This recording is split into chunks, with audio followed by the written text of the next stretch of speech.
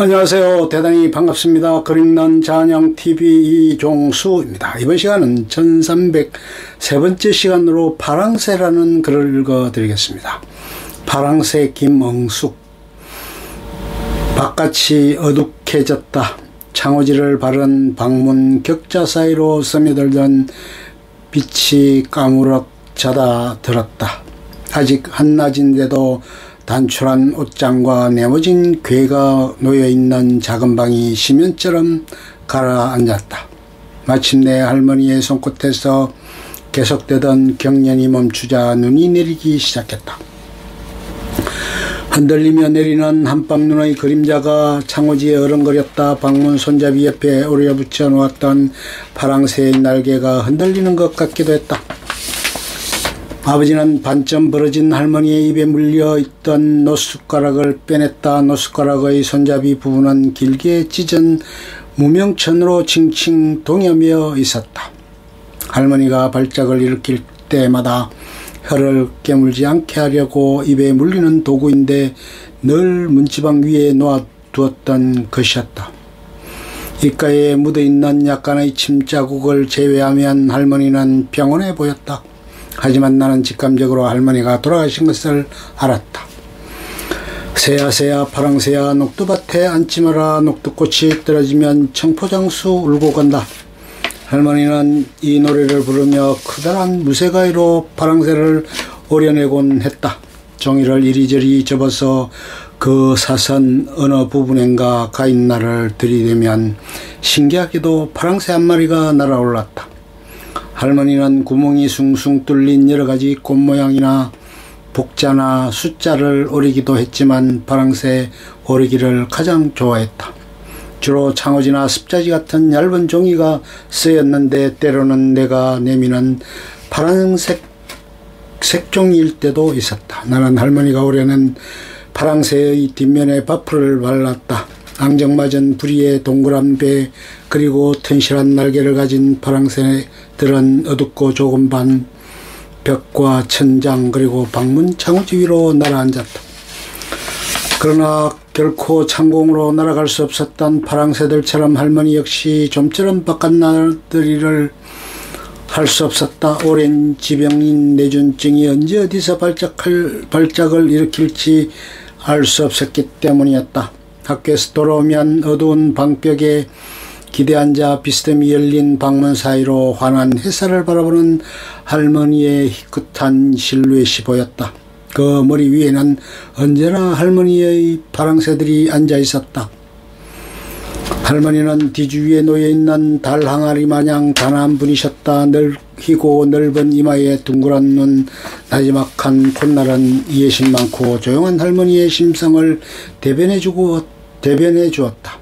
정갈하고 가르마진 머리에 은비녀를 꽂고 무명 저고리의 앞섭을 단정히 여민 할머니는 아름다웠다. 온갖 남노하고 구차한 일상에도 불구하고 할머니는 자세를 흩뜨리는 법이 없었다.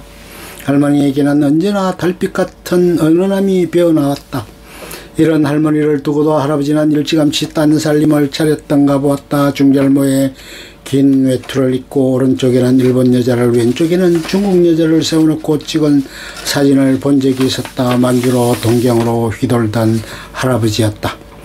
대대로 물려받은 가산이 바닥을 드러낼 때까지 할아버지의 외유는 멈추지 않았다.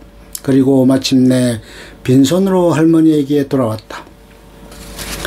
할머니는 가슴속에서 끓어오르는 말들을 과연 몇 마디나 할아버지에게 할 수 있었을까? 그저 입안에서 웅얼거리고 말지는 않았을까?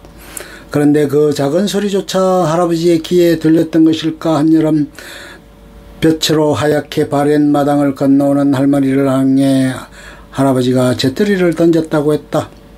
양쪽대에서 고추장을 퍼오던 할머니는 머리에서 고추장 같은 피를 쏟으며 그 자리에 쓰러져 의식을 잃었는데 그 후부터 지병이 생긴 것이다. 발작이 일정한 주기가 있는 것은 아니었다. 짧게는 한 달에 서너 번, 길게는 몇 달에 한두 번 찾아왔다.